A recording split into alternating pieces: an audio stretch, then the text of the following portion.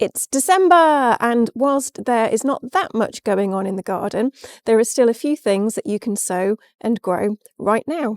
So in this month's Willowherb box, we have got some sweet peas. It's a great time of year to get them started. Also, grow your own Christmas tree and some microgreens. If you've got your Willowherb December box, here are your 3 simple steps to get it all planted up. If you don't have your Willowherb December box yet, just go to www.willowherb.co.uk to pick one up. Step 1, we're going to start with the sweet peas. I'm going to do a few of mine in the 9cm pots, and I'm going to do a few in loo rolls as well. So first of all, get your pots filled up with some compost, seed compost or multi-purpose compost. I'm just using some multi-purpose compost here. This one's quite a nice fine one. Get your pots or your loo rolls filled up with compost, and then you need your sweet pea seeds. Now, sweet pea seeds can be a little bit difficult to germinate. They have quite a hard seed coat, and different people will tell you different things to get them to germinate better. So soaking them overnight is a common one. I'm not a massive fan of that. What I like to do is just roughen up the seed coat a little bit. Tricky to get open. There we go.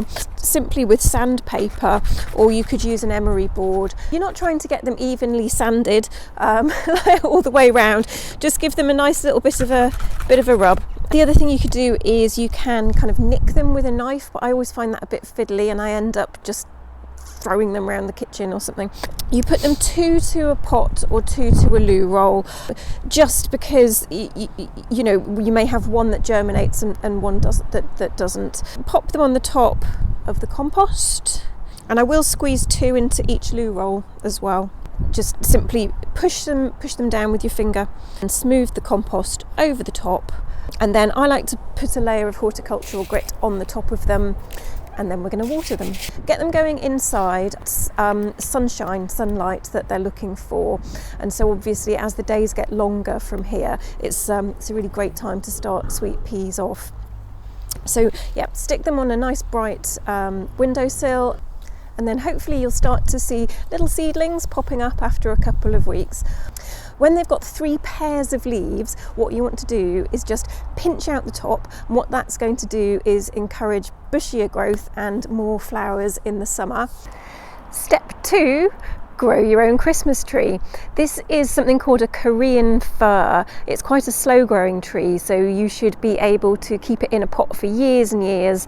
It can live outside in your garden most of the year and then come in at Christmas time. Soak your seeds in water overnight, then the following day just drain your seeds, put them into a freezer bag, and make sure you put the date on. You're going to stick it, actually not in the freezer, into the fridge for 6 to 8 weeks. Then once you're ready to sow them, get them out of the fridge. We're going to do 1 seed per pot, so 9cm pots, much like the sweet peas.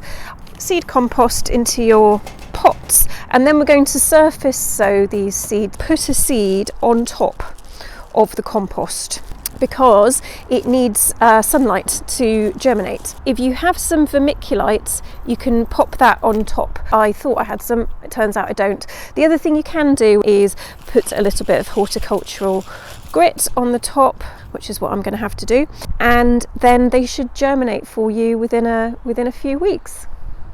Step 3 is your microgreens. I've been having great fun with these. I'm a convert.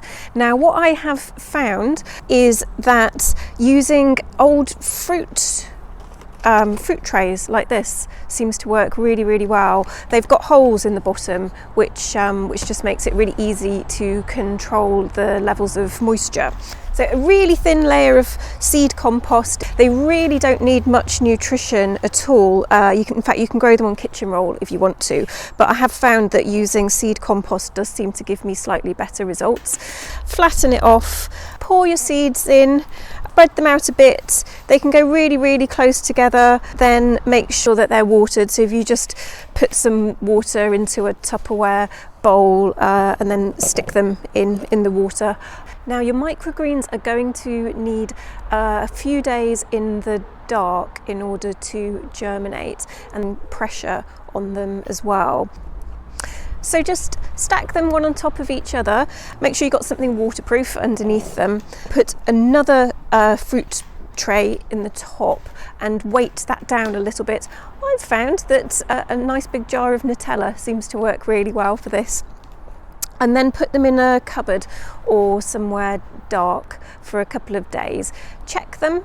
You'll see first of all a little root, and that will try and reach down into the compost, and then you'll see little shoots coming up. Because they're in the dark, those shoots will be very pale coloured. Once they've reached, I don't know, a centimetre or two, so they've really got proper sprouts forming, then you can move your microgreens into the light, pop them on a sunny windowsill. They'll continue to grow quite quickly, and then within only about 2 or 3 weeks you will have some gorgeous microgreens to put on your dinner.